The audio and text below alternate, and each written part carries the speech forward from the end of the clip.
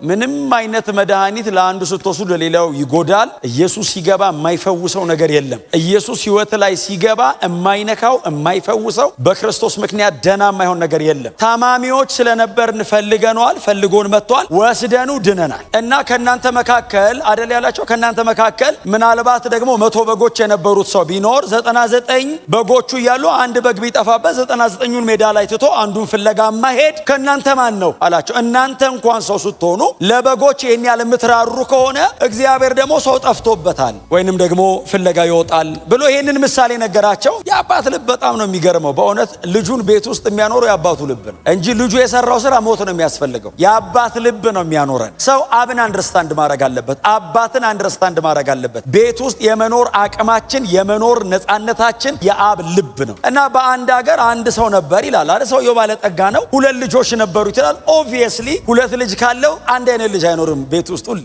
በጣም ዲፈረንት ናቸው። እና እዛም ቤት ያሉት 2 ልጆች ናቸው፣ በጣም የተለያዩ ናቸው፣ የኛን ናቸው። እና 2 ልጆቹ እያሉ አንደኛው ትንሽ ልጅ ነው፣ በጣም ብዙ ጊዜ አስቸጋሪ። ትንሽየው ልጅ መጣና አባቴ አለው፣ አቤት ድርሻዬን ስጠኝ። ድርሻዬን ካልሰጠኝ ሲለው አባት አልሰጥህም አላለው። ድርሻቸውን እኩል አካፈለ።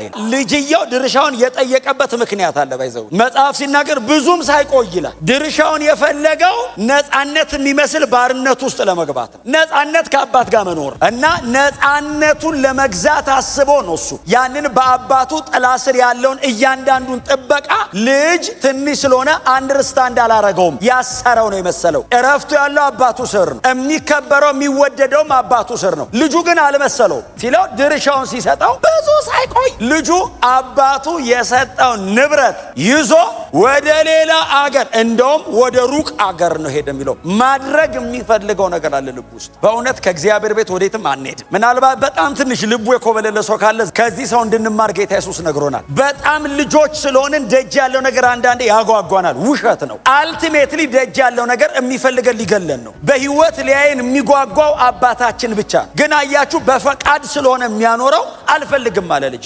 አባት ማስገደድና ማስጨነቅ የሚችልበት ሌቭል አይደለም። ሩቅ ሀገር ሄደልና ገንዘቡን አባከነው ይላል። እንግዲህ የቀድሞ ትርጉም እኔ ያስኩት አዲሱ መድኃኒት በመጋጣነት ከባድ ቃል በመጋጣነት ገንዘቡ ነው በተነው ይላል እና ጨረሰ ገንዘቡ። እሱ ገንዘቡን ሲጨርስ በዚያ ምድር ላይ ታላቅ ረሃብ መጣ ይላል። አባቱ ጋር አይደለም፣ አጠገቡ የለም ሰው። በጣም ሲቸገር ከምድሩ ሰዎች መካከል አንደኛው ሰው የቤት ሄደና አስጠጋኛል፣ የምታዘኝን ስራ በሙሉ እሰራለሁ፣ እባክህ እንደው ትንሽ መጠለያ ካለች ሲለው እሪያ ማርባት በህጋቸው የተከለከለ ነው። እዛ ላይ ዘሌዋውያን ያለበታን እስራኤላዊ አይፈቀደለትም። እና ሰውየው ና አለው እባክህ አሰራኝ ሲለው እሪያ አለኝ አለው። እርሻ ሄድና እሪያዎችን ተንከባከባለሁ፣ መግባቸው፣ እጠባቸው።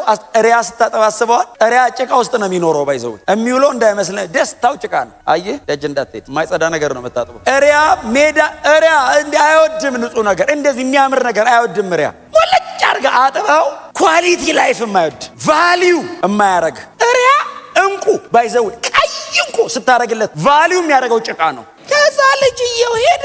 የእሪያ አሰር ይላል አይደል? እሪያ የሚበላውን ማለት እኮ ነው። እሪያ የሚበላውን እያበላ እሪያው የሚበላውን መብላት አምሮት ግን ማን ይስጠው ይላል። አንተ ሲያበላ ተቆጣጣሪ ያለው አጠገቡ ቆሞ እንዳይጎርስ። ዓለም ምንም በነፃ የላትም። የምትሰጥ እያንዳንዱ ነገር ኮስት የምታደርገው ብርን እንዳይመስልህ ህይወትህን ነው። ምቾትን እንዳይመስልህ የሚከለክልህ ህይወትን ነው የሚወስድብህ። እና ጌታ ኢየሱስ እንደሱ ምሳሌ እኮ እየሰጠ እኮ ነው። ከዛ ልጁ ወደ ልቡ ተመለሰ የሚል ቃል አለ። በጣም አባት አለኝ አይደል? ታዲያ ለምንድን ነው አባቴ ቤት ይሄዳል አለና እንደ ልጅ መሆን አልችልም። አሁን እሱ መመለስ ቢፈልግ አባቴው ና ተመለስ ቢለው ወንድምየው ራሱ ትንሽ እግዚአብሔር ጥላውን የሚፈልገው ባለጠጋና ደሃ ለማድረግ አይደለም፣ ህይወት ሰጥ። አየኔና የእግዚአብሔር ቁርኝት ህይወት ነው። ምንም ነገር ሲያደርግልኝ ልጄ ነው ብሎ ነው የሚያደርግልኝ። አባቴ ነው። እግዚአብሔር አሰሬ አይደለም።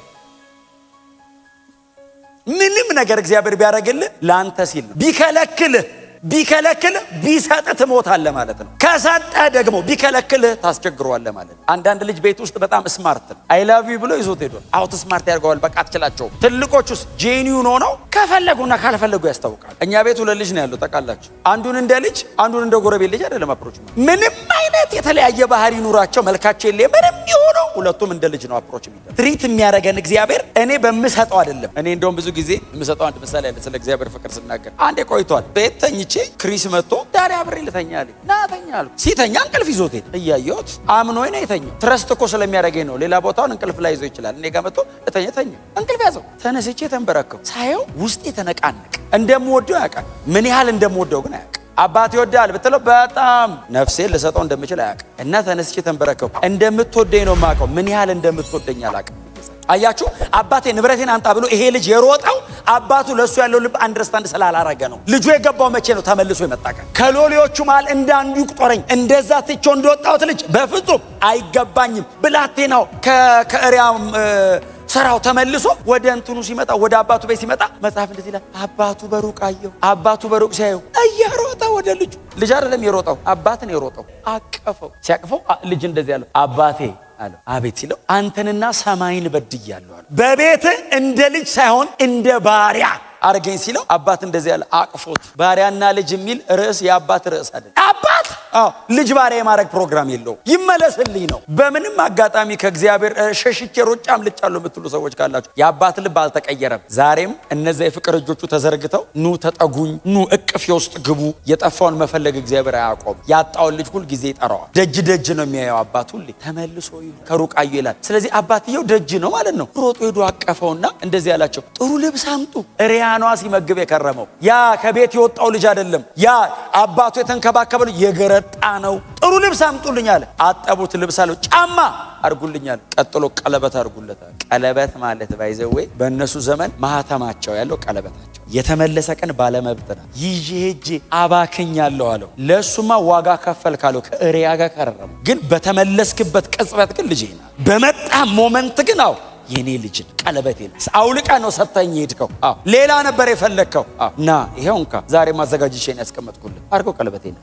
ልጄ ሞቶ ነበር፣ የለም ሄዶብኝ ሞቷል ብዬ ነበር፣ ጠፍቶ ነበር፣ ተገኘልኝ።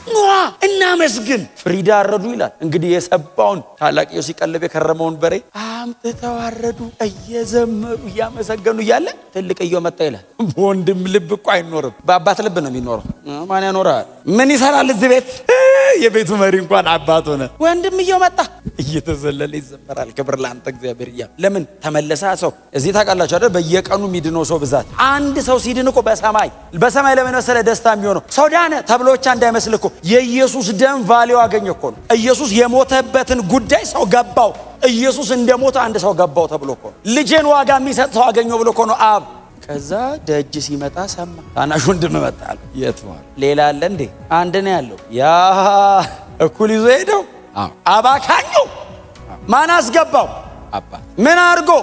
ገና ከሩቅ ሲያየው አባቱ ራሱን መቆጣጠር አቅቶት እያለቀሰ አገር ምድር እያየው እያለቀሰ ሲመጣ የለበሰው ልብስ አለ ሪያ እያረባን የከረመው አሉ። ሽታው ሰው ያስጠጋም። እና እኛ ራሱ በሩቅ ቆመን ስናየው አባት አቀፈው። አይ ሎሌ በለው ምናምን በለው ማንም የፈለገው ሊል ይችላል። ለአባት ልጅ ነው።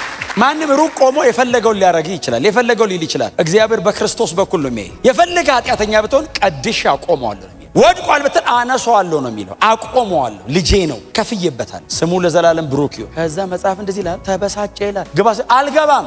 እንዴት እንዲያረጋል አባቴ አይደል? አባቱን ጠራውና ድርሻ እኩል ይዞ ሄዶ እንደገና እንዴት ትመልሰዋለህ? የኔ ነካል ብለህ ከሆነ አረ ይበቃል አለ። መንግስቱ ሰፊ ነው፣ ምን ያገፋፈናል አና የሚል እኮ መዝሙር አለ። በእውነተኛ ምን እንደሚያጣለን እኮ ነው ግራ የሚገባኝ። ሰማይ እኮ ከምድር ይበልጣል። በወንድሞቻችን መዳንና መመለስ አመስጋኝ ነው መሆን ያለ። የደከማችሁ ሰዎች ካላችሁ በፍጹም ነፃነት ተመለሱ። ማንም የፈለገውን ይበል። የአባት ልብ ይቅር ባይ መሐሪ ነው። ይሄንን የቆሸሸ ጨርቅ ይቀይረዋል። ይሄንን የተበላሸ ስብዕናና ህይወት ያስተካክለዋል። እንደገና ያዘምርሃል። እንደገና አመስጋኝ ያረጋል። እንደገና ትተህ ወደ ሄድከው ወደዛ ቤት ይመልሳል። ለዘላለም ከአባታችን ጋር እንኖራለን። እኔ በጣም ነው የደነገጥኩት። ባይዘው ወንድሙ ተበሳጨ አልገባም አለ የሚለውን ቀን ሳነበው በጣም ብዙ ነገር እንዳስብ አረግ። 1000 ዓመታት አይቶ ነው አያችሁ ያስቀመጠው ይሄንን ምሳሌ። በሚመለስ ሰው መቼም አብ ደስተኛ፣ ላለመመለሱ የሚከፍለው ዋጋ ይሄው ይውጣ። ሁሉ ነገሩ ነው ዝብርቅርቆ የወጣው። ሲመለስ በብዙ ጉዳትና ጸጸት እኮ ነው የተመለሰው። የሄደው መንገድ እኮ ዋጋ አስከፍሎታል። እላዩ ላይ እኮ ምልክት እኮ አለው። በጣም ዋጋ ከፍሏል። በጣም እግዚአብሔር ረድቶት ሳይሞት ተመለሰ እንጂ በምንም አጋጣሚ ውስጥ ሆኑ ተመለሱ። ኑ ወደዚህ ጌታ። በእውነት በገንዘብ ብዛት፣ በስልጣን፣ በምንም አይነት መንገድ የማይገኝ ልጅነት እግዚአብሔር ጋር ብቻ ነው። ብዙ ብር ይዞ የሚኖር መስሎታል። የአባት ፍቅር ነው የሚሆነው። ማንም ሰው ይለወጣል። ማንም ሰው ነገ ትቶ ሊሄድ ይችላል። አጠገብ የለውም ሊል ይችላል። አባት ሁሌ ከእናንተ የማይቀየር እግዚአብሔር